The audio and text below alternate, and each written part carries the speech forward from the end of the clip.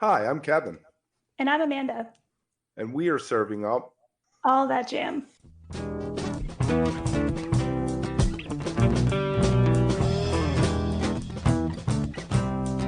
All That Jam, Quick Hit. Chris Adkins on Playing with Maria Muldar.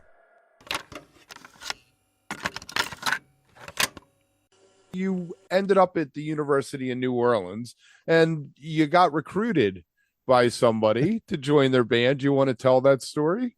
Oh man. Yeah, so I moving to New Orleans, I kind of didn't want to go back to school, but I thought it was a way to meet a lot of cats. So I auditioned and they gave me a full ride and a stipend and all that to be Steve Mazikowski's grad assistant. And Steve's an amazing player too. Holy moly.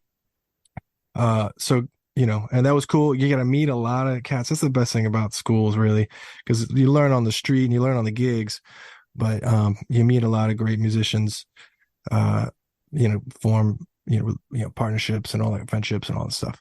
But yeah, and I guess you think about Maria's gig. Is that what you? Yeah, I was referring to Maria Muldar.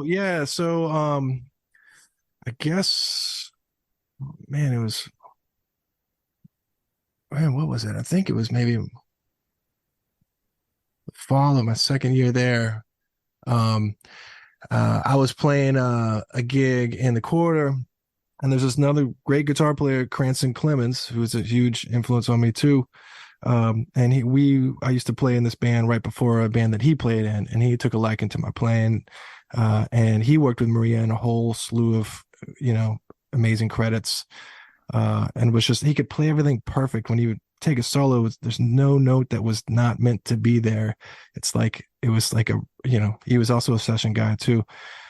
And it just amazed me. There's no fluff. Anyway, but Maria needed a guitar player for a long tour. Her guitar player couldn't make it. And called him, and he recommended me to that gig. And then also at the same time, so I think we talked, but she wasn't so sure. I was real young. And then Shane, she called Shane, who also worked with her over the years, and he recommended me too. And so the two of them, she was like, all right, I'll give this guy a try. And she was real nervous, though. She flew me up to the first show like a day before to watch a different guitar player play the show who was leaving. But yeah, and then I did my homework. That's kind of what I do. And she liked what I brought, and so she kept calling me and extended that first run. And then her whole band is based out of the Bay Area. She lives in Mill Valley. And so she's got a core of great musicians over there. But she called me a lot over the years, and we had a lot of fun. Hey, Amanda. Hey there. Good to see you. Yeah. So you ended up working on her Blue Barker album? Yeah. Well, first I will say this though. One of my favorite parts about touring with her, and it's kind of the same with George too, is they both have incredible stories. I mean, they've just been through it all. She grew up in Greenwich Village at the scene in the 60s when everything was happening. So she used to tell us she'd go to open mics with Bob Dylan and Taj Mahal, and before any of them were famous, these little, like she called them hootenannies, what she called them. And so all these stories, just everybody, and she's really funny too. So I love being around her, man. She's a great story. So yeah, some years later, she did a tribute to Blue Barker, who is the wife of Danny Barker, who was a very important guitar player. He played with Louis Armstrong and had this band that he led. Brought a whole bunch of youngsters that came out, and like Herlin Riley and all these incredible players that came from this school, from his, but he was an incredible player. And his wife wrote, I think he and his wife, and I think they both wrote the Don't You Feel My Leg song, but maybe it was just him. But she wrote a lot of, yeah. So if it wasn't the two of them, maybe he wrote it, and you have to check those stats.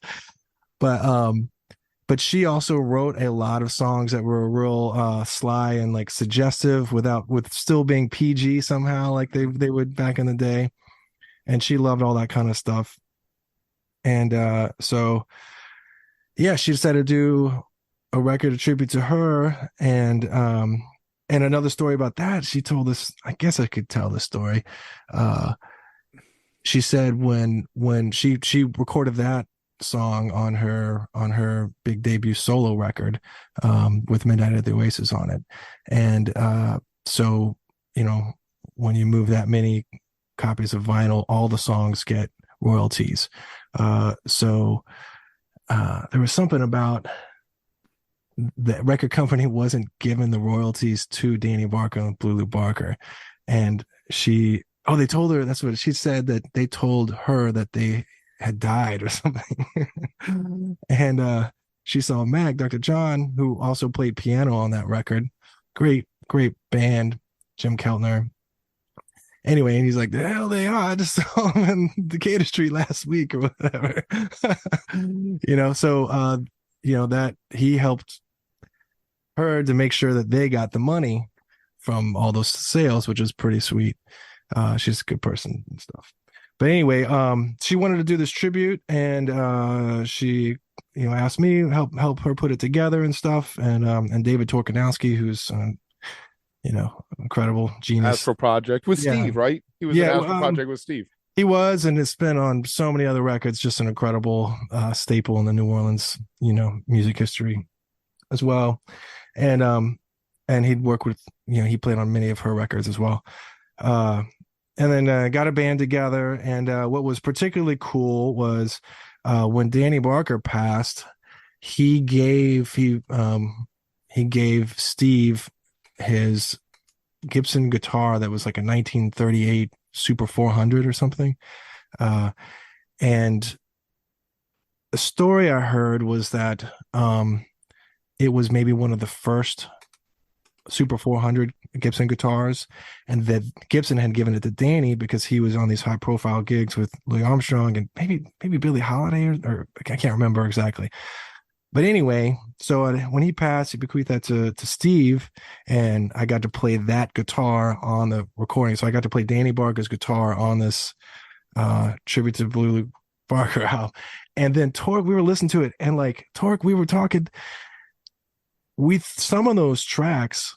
We think that was the very guitar that Danny played on the track that we were paying tribute. That sounded exactly like it, which is a trip. I'm going, man, how did I get in this place? I try to do my best to honor that as best I could, but the other stacked band, Orlean and Roland Guerin and all these great players. But yeah, it did well. Went on to get nominated for a Grammy, and the category with Buddy Guy won as that's person that got beat out by Buddy Guy. It was a trip. That was another trip. There's 5 people, and like one of them was a hero of mine. So it's like I secretly voted for Buddy. If you are enjoying All That Jam, please like and subscribe to our social media channels at All That Jam Pod on Twitter, Instagram, and Facebook, or visit our website, allthatjampod.com. Make sure to sign up for our email list and tune in every week for new episodes. Also, look for full interviews on our YouTube channel. And remember, stay beautiful, but don't stay underground too long.